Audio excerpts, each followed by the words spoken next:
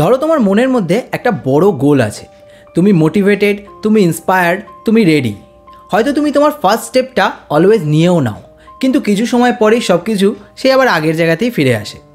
এখানে যে মানুষটা ভালোভাবে নিজের গোল অ্যাচিভ করতে পারে আর যে পারে না, তাদের দুজনের মধ্যে অনেক বড় ডিফারেন্স ক্রিয়েট করে গুড প্ল্যানিং।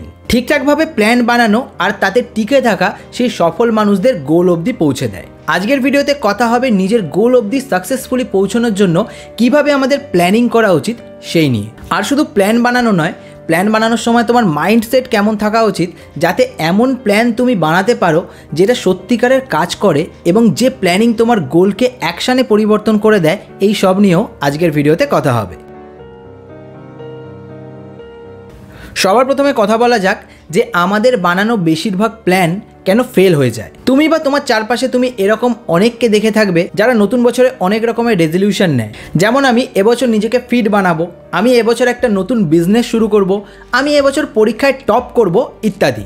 এরকম ধরনের রেজলিউশন বেশিরভাগ ক্ষেত্রেই তুমি দেখবে কিছুদিন পর আর অ্যাচিভ হয় না। এর পেছনের কারণ কি?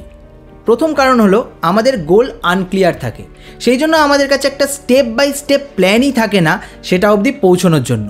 দ্বিতীয় হলো আমাদের গোলগুলো খুবই আনরিয়ালিস্টিক হয়, তাই যেরকমই প্ল্যান আমাদের কাছে থাকুক না কেন কিছুদিন পর আর সেটা কাজ করে না, কারণ গোলই তো আনরিয়ালিস্টিক। আর 3 নম্বর আমাদের প্ল্যান ফেল হওয়ার বড় কারণ হলো আমাদের বানানো প্ল্যানের সাথে সঠিক সিস্টেম থাকে না, যেমন কোনো রুটিন থাকে না বা কোনো ট্রিগার থাকে না। তুমি ভাবো যে তুমি রেজলিউশন নিচ্ছ যে তুমি এবছর ফিট হতে চাও, কিন্তু ফিট বলতে অ্যাকচুয়ালি তুমি কি বোঝাতে চাইছো তার ক্ল্যারিটি তোমার কাছে নেই।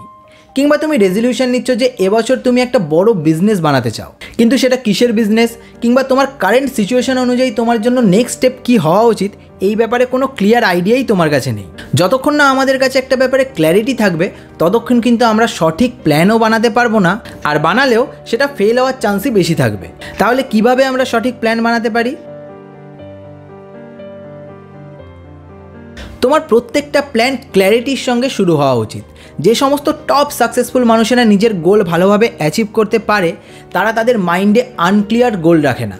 যেমন তারা শুধু এটা বলে না যে আমি এবছর ফিট হতে চাই, বরং তারা এটা বলে যে আমি এবছর ফিট হওয়ার জন্য প্রথম যে স্টেপটা নিতে চাই সেটা হলো প্রতিদিন সকালে 30 মিনিট হাঁটতে বা জগিং করতে বেরোনো। তোমার প্রথম স্টেপটা হওয়া উচিত ক্লিয়ার, মেজারেবল এবং টাইম বাউন্ড। যেমন নিজেকে ফিট করার জন্য আমার ফার্স্ট স্টেপ হলো নেক্সট 1 সপ্তাহ প্রতিদিন সকালে 30 মিনিট হাঁটতে বেরোনো। এখানে আমাদের গোলের দিকে আমাদের একটা ছোট্ট প্ল্যানিং, কিন্তু সেটা ক্লিয়ার যে আমি প্রতিদিন হাঁটতে বেরোবো, সেটা মেজারেবল যে আমি 30 মিনিটের জন্য প্রতিদিন হাঁটতে বেরোবো, আর সেটা টাইম বাউন্ড যে আমি নেক্সট 1 সপ্তাহ হাঁটতে বেরোবো। বড় গোল আমাদের মোটিভেশন দেয়, কিন্তু তার সঙ্গে সেটা আমাদের মাইন্ডকে চঞ্চলও করে দেয়। সেই জন্য অনেক সময় আমরা সেই দূরের বড় গোল অবধি পৌঁছানোর আগেই নিজের মোটিভেশন হারিয়ে ফেলি। সফল মানুষেরা কি করে? সফল মানুষেরা প্ল্যানিং বানানোর সময় নিজের একটা বড় গোলকে ছোট ছোট গোলে ভাগ করে নেয়। যেমন তোমার গোল যদি হয় একটা বই লেখা, তাহলে সেটা তোমার সেই বড় গোল। এবার তুমি সেই বড় গোলটাকে কয়েকটা ছোট ছোট স্টেপে ভাগ করে নিতে পারো। যেমন প্রথম সপ্তাহে তুমি রিসার্চের জন্য রাখো যে কী নিয়ে তুমি বইটা লিখবে এবং তার একটা আউটলাইন তৈরি করো। দ্বিতীয় সপ্তাহে তুমি কটা চ্যাপ্টার লিখতে চাও সেটা এবং চ্যাপ্টার্সের নামগুলো ঠিক করো।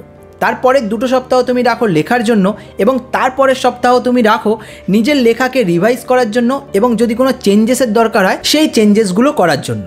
তুমি দেখবে যে এইভাবে প্ল্যানিং করলে তোমাকে প্রতি সপ্তাহে ছোট ছোট অ্যাচিভমেন্টগুলো অনেক মোটিভেশন দেবে পরের সপ্তাহে ছোট গোলকে কমপ্লিট করার জন্য। প্ল্যান তো বানালে কিন্তু সেটাকে নিজের ডেলি রুটিনের মধ্যে নিয়ে আসতে পারলে না, তাহলেও কিন্তু সেই প্ল্যান সঠিকভাবে কাজ করতে চাইবে না। এখানে অ্যাঙ্কারের দরকার পড়ে। অ্যাঙ্কার মানে তোমার ডেলি কিছু হ্যাবিটের সঙ্গে তোমার প্ল্যানকে জুড়ে দেওয়া। এটার কিছু এক্সাম্পল হলো, যেমন ধরো তুমি ঠিক করলে সকালে ব্রাশ করার ঠিক পরেই তুমি সারাদিন কী করবে তার একটা জার্নাল তুমি বানাবে, কিংবা দুপুরে লাঞ্চ করার ঠিক পরেই তুমি 30 মিনিট ম্যাথ প্র্যাকটিস করবে, কিংবা রাতে শুতে যাওয়ার ঠিক আগে তুমি 5 পাতা এমন কোনো বই পড়বে যেটা তোমাকে সেলফ ইমপ্রুভমেন্টে সাহায্য করবে। এগুলো জাস্ট কয়েকটা এক্সাম্পল। তোমার ডেইলি কিছু কমন হ্যাবিটের সঙ্গে তোমাকে নিজের ছোট ছোট প্ল্যানগুলোকে জুড়ে দিতে হবে। এতে করে যখনই তুমি সেই কাজটা করবে তোমার প্ল্যান অটোমেটিক্যালি ফলো হয়ে যাবে, আর এই ছোট্ট অ্যাঙ্কার আর ট্রিগারগুলো তোমার প্ল্যানগুলোকে ডেইলি রুটিনে পরিণত করে দেবে। আমরা প্ল্যান তো দারুণ বানাই, কিন্তু প্ল্যান বানানোর পরে মনে মনে ধরেই নিই যে আমরা আমাদের প্ল্যান যেভাবে বানিয়েছি সেভাবে সেটা সাকসেসফুল হবেই।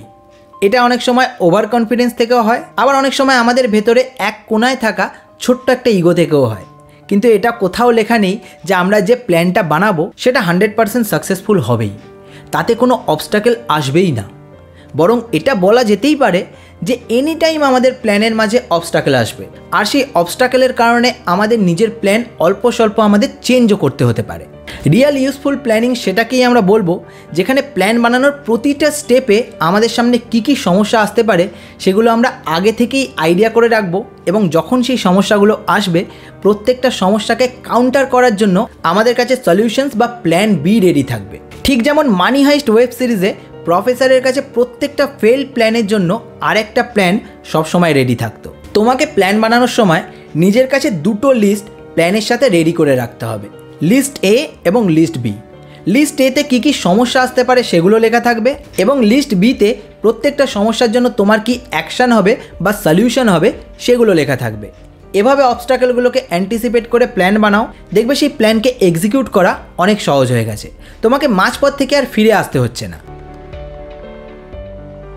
Last but very important step, নিজের গ্রোথকে রেগুলারলি ট্র্যাক করো, আর যদি কিছু চেঞ্জেসের দরকার পড়ে সেটাও করো। এগুলো তুমি প্রত্যেক সপ্তাহে কিংবা প্রতি 15 দিনে করতে পারো according to your small goals. প্রত্যেক সপ্তাহে রিভিউ করো যে এই সপ্তাহে তুমি কি করলে, কি করতে পারলে না এবং কেন করতে পারলে না। এক্সাম্পল, 3 দিন জিমে গেলাম, 4 নম্বর দিন যেতে পারলাম না, কেন যেতে পারলাম না, কিংবা যে রুটিনটা বানিয়েছি সেটা ঠিকমতো ফলো করতে পারলাম না, তো কেন সেটা ফলো করতে পারলাম না, আর কি ইমপ্রুভ করলে আমি নেক্সট উইক আমার রুটিন ফলো করতে পারবো। এই রিভিউগুলো তোমার সেলফ অ্যাওয়ারনেস বাড়াবে আর তোমার মধ্যে একটা সিরিয়াস মাইন্ডসেট তৈরি করবে যে তুমি শুধুমাত্র একটা গোল বানিয়ে সেটাকে ব্লাইন্ডলি চেস করে যাচ্ছ না, বরং তুমি সেই গোল অবধি পৌঁছানোর জন্য একটা স্ট্রং সিস্টেম তৈরি করছো। এবার তুমি ভাবতেই পারো যে এত কিছু হার্ডওয়ার্ক করতে হবে একটা প্ল্যানকে সাকসেসফুল বানানোর জন্য।